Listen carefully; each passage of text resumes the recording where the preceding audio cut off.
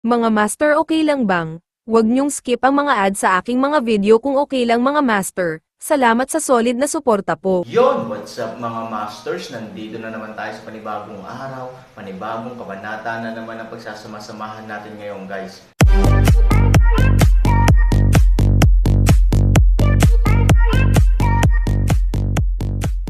Bali mga masters, kung bago ka pa lang po sa aking YouTube channel, please click the subscribe button, lalong-lalo na po yung notification bell guys, para maging connected pa rin tayo sa isa't isa at maging updated kayo sa mga susunod ko pang video.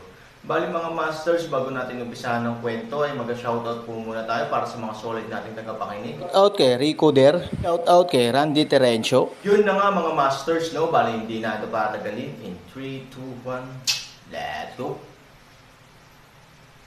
Ang kaluluwa ng sandata ay maaaring ipagpalit para sa mga kasanayan sa antas ng Diyos ng mag-isa, nang walang anumang karagdagang mga kondisyon. Sa presyong ito, hindi ito masasabing malaking loss-making deal, ito ay simpleng pagbisita ng alibughang anak sa site. Kahit mag-charity ka hindi naman kailangang mura diba? Mr. Su, ikaw, pinagloloko mo ba kami? Yes, the soul of the weapon is changed to a different skill, you. Kita mo, halos hindi makapaniwala ang mga partidong sangkot na nakakuha ng bargain at hindi matanggap ang katotohanan ito. Ngumiti si Han Sanchen at sinabing, "So always keep his word, since I can say it, I can certainly do it." Nagmamadaling hinayla ni Shang Guanqinghai si Shang Guanqingyan para tumayo, at kumilos silang dalawa para lumuhad sa Han Sanchen. Nagmamadaling ainal-alayan siya ni Han Sanchen at sinabing, "Anong ginagawa niyong dalawa? I have lived for most of my life, kailan pa ako nakakita ng ganoong pie in the sky na magandang bagay?" Si Mr. Su ay hindi kamag-anak ng aking Shangguan family ngunit handang tumulong. Maaari ko lamang dalhin ang aking anak na babae at lumuhad kay Mr. Su upang ipahayag ang aking pasasalamat, ang aking paggalang kay Mr. Su. Mabilis ding tumango si Shangguan Qingyan. Sa antas ng Diyos na mga kakayahan na ibinigay mo sa amin, ang aming pamilya ng Shangguan ay ganap na makakasama sa mga nangungunang pamilya. Sa totoo lang, kahit na ang pamilya ng Shangguan ay isang matatag na pamilya, ito ay bumababa, at kami mismo ay hindi. Mayroon kaming puso upang maging isang hari, ngunit hindi namin kayang panindigan ang parami ng mga taong nakaupo sa aming mga ulo.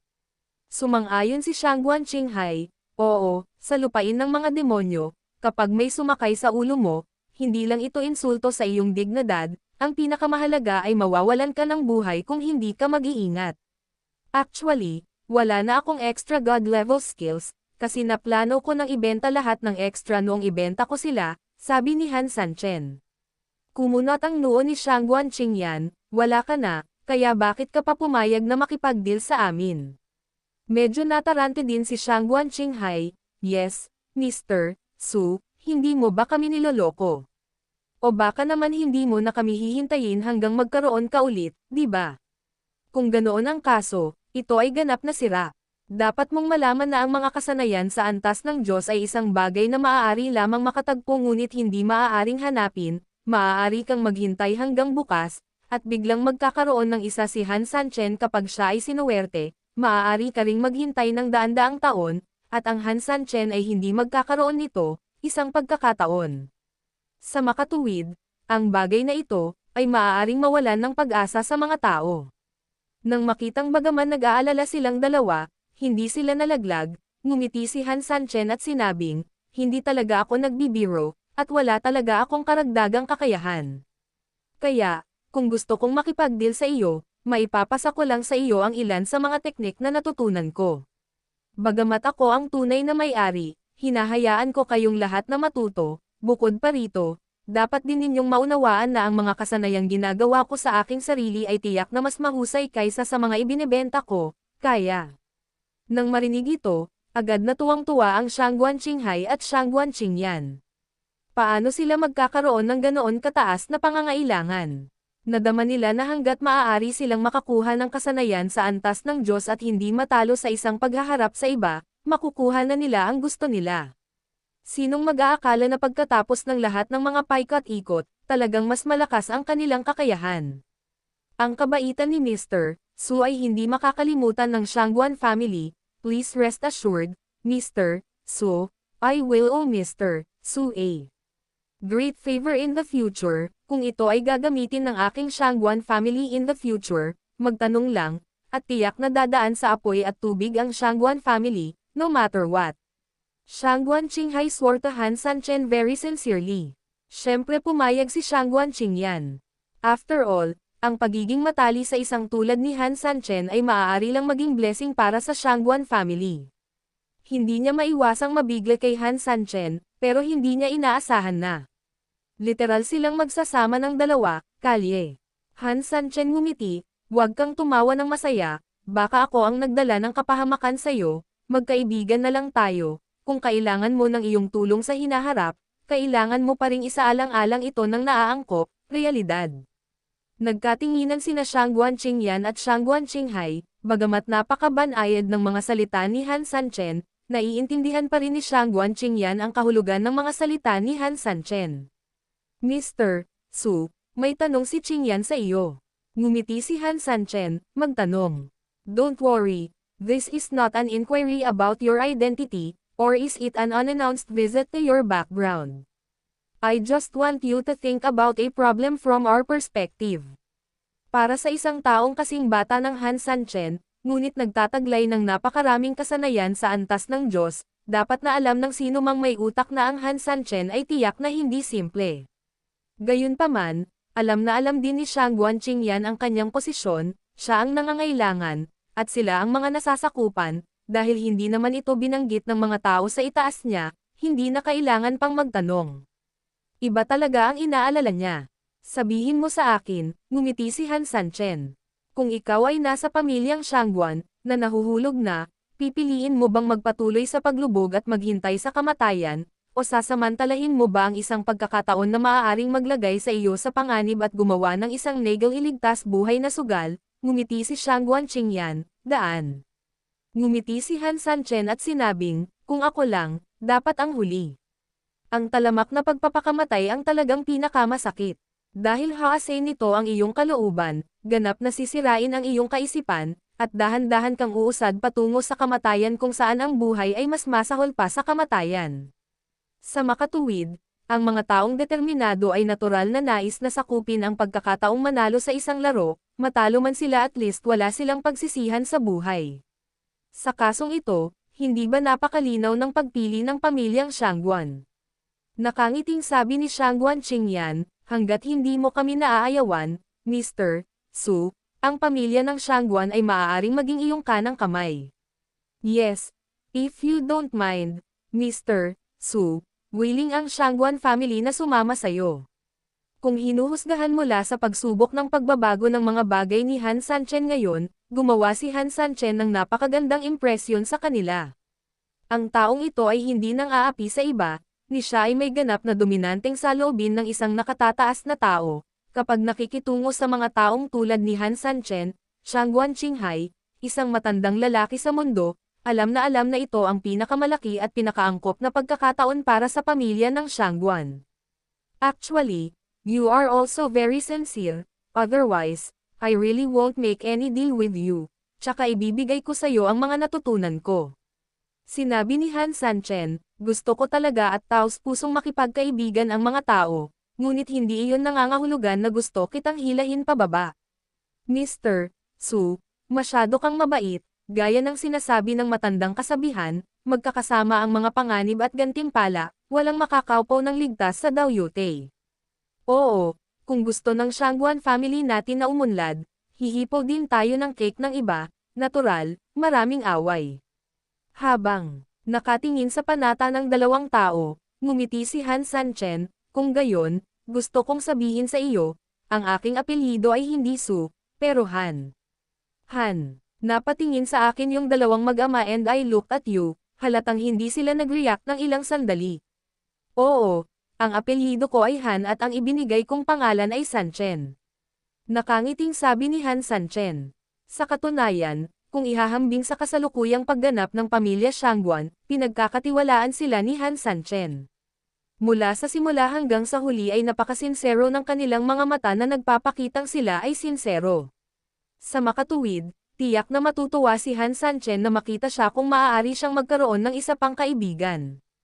At kung hindi niya kaya, naniniwala rin siya na malabong ipagkanulo siya ng Shangguan family. Han Sanchen, bakit pamilyar ang pangalan na ito? Kumunot ang noo ni Shangguan Qingyan at pinag-isipang maalala. Minsan, kapag nagmamadali ang mga tao, nakakalimutan nila ang mga bagay-bagay. Malinaw na ito ang kaso para sa Shangguan Qingyan, ngunit ang medyo mas matandang Shangguan Qinghai ay agad na nagmuni-muni dito. Iyan ba ang tao ng Diyos na tumalo sa hukbo ng kalaban na halos 2 milyon sa Yetian City na may ilang daang libong tropa lamang, Han Sanchen? Sabi ni Shangguan Qinghai, na pinaalalahanan ng Shangguan Qinghai, agad ding naalala ng Shangguan Qingyan ang alamat ng panahong ito. Sinasabi ng lahat na ang Han Sanchen ay kasing kahulugan lamang ng Diyos.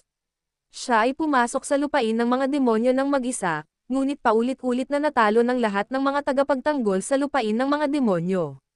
Mas maganda talaga makipagkita ng personal kaysa sumikat ka, kung hindi mo aaminin ang pagkatao mo, baka hindi maisip ni Qingyan. Oo, sikat na tindahan ito, isa sa mga kuta ng mga lalaking nakaitim, pero matapang si Han Sanchen na magpakita dito. Kapag narinig ng isang tao ang pasabog na balitang ito, tiyak na magugulat siya sa kaibuturan at mahihirapan siyang mag-react. It's not as exaggerated as you said, konti lang kayang lumaban si Han Sanchen, pero wala siyang ibang kakayahan, mahinhin na sabi ni Han Sanchen. Nang marinig ito ni Shangguan Qingyan at ng pamilya ng Shangguan, medyo mapanlate ang kanilang mga mata. Kapatid, mas maganda ba ang tawag dito? So ano ang perfect hit mo? Kailangan ba nating baligtarin ang lupain ng mga demonyo? Biglang tumawa si Shangguan Qinghai, at ang mga mata ng lahat ay hindi maiwasang ituon sa kanya, nagtataka kung ano ang kanyang tinatawanan.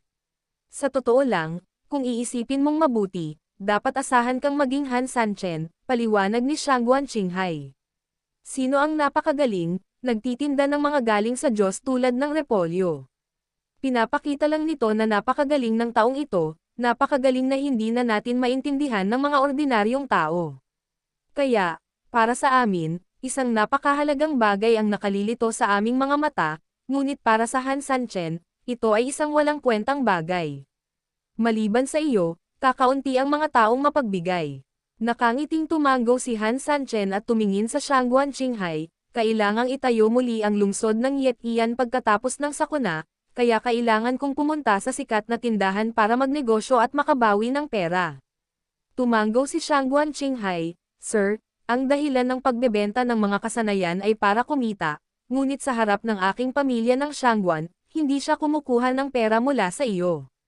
Natanggap na ni Qinghai ang kanyang pagmamahal. Qingyan, ano sa tingin mo? Tumingin si Shangguan Qinghai kay Shangguan Qingyan. Kumunot ang noo ni Shangguan Qingyan, hindi alam ang gagawin saglit. Ano ang Han Sanchen? Siya ay isang tao ng Diyos, na makapagbibigay sa kanila ng napakalaking benepisyo, at maaari ring dahan-daang lumipad ang kanilang pamilya ng Shangguan. Ngunit siya rin ang kaaway ng publiko, ng angkan ng demonyo, kung hindi siya mag-iingat, madadami siya ni Han Sanchen, na haantong sa pagkalipol ng pamilya Shangguan. Sa oras na ito ay talagang isang bagay ng buhay o kamatayan. So, my opinion is that we can just be friends. If you need my help in the future, I will help you. On the contrary, if I need anything, you can also try your best to see what I can do depende sa sitwasyon. Can you help me? Sabi ni Han Sanchen. Ito ay tiyak na isang magandang ideya. Sa ganitong paraan, kung may kapakinabangan, lahat ay sama-samang magtamasa, kung may kahirapan, lahat ay lilipad ng mag-isa kapag dumating ang sakuna. Ngunit ito rin ay may napakalaking disbentaha. Iyon ay, ang relasyon sa pagitan ng dalawang partido ay hindi kailanman nagawang gumawa ng isang pambihirang tagumpay, natural, ang mga benepisyong natamo ay limitado rin. Depende ito sa kung paano mo laruin ang bagay na ito. Ang maliit na sugal ay nagdudulot ng kasiyahan, ngunit ang malaking sugal ay maaaring makasira ng pamilya. Actually, hindi mo na kailangang ibigay sa akin ang sagot ngayon, ngumiti si Han Sanchen. Alam na namin ang pangalan mo, hindi ka ba talaga natatakot na lumingon tayo at sabihin sa mga tao sa sikat na tindahan? Kumunot ang noo ni Shangguan Qingyan at sinabing, Kung sasabihin natin sa sikat na tindahan, baka hindi natin matamasa ang walang katapusang yaman. Ngumiti si Han Sanchen, mula sa iyong mga mata, nakikita ko ang sinseridad, kung hindi, bakit ako magpapalitan ng mga kaluluwa ng sandata sa iyo? Tumanggaw si Shangguan Qingyan, okay, maraming salamat sa tiwala ni Mr. Han, ako, Shangguan Qingyan, isumpa mo rin sa buhay ko na ang tunay mong pangalan ay ikaw at ako lang ang nakakaalam, at alam ng Diyos ang lahat. Kung dapat ba tayong makipagkaibigan o makipagkaibigan, ang bagay na ito ay napakahalaga. Gusto ko munang pag-usapan ito sa tribo. Sa katunayan, hindi nag-alala si Han Sanchen kung sila ay lubos na nakatali sa kanya o hindi. Handa siyang makipagkaibigan sa pamilya ng Shangguan dahil pakiramdam niya ay mapagkakatiwalaan siya ng mga ito. Pagkatapos makumplito ang muling pagtatayo ng Yetian City, kakailanganin ang ilang negosyante upang madagdagan ang kaunlaran ng negosyo. Pagkatapos ng lahat, ngayon na mayroong digmaan doon at ang mga pangunahing puwersa ay nasaktan, ang kasalukuyang negosyo ng Yetian City ay tiyak na mababawasan ng malaki, kaya ang pagkakaroon ng higit pang mga kaibigan ay makakatulong na maibalik ang negosyo ng Yetian City sa lalong madaling panahon. Nakukuha ng lahat ang kailangan nila. Okay, you can discuss it among yourselves, pwede rin kayong maging friends, pagdating ng panahon, we can do business together in private.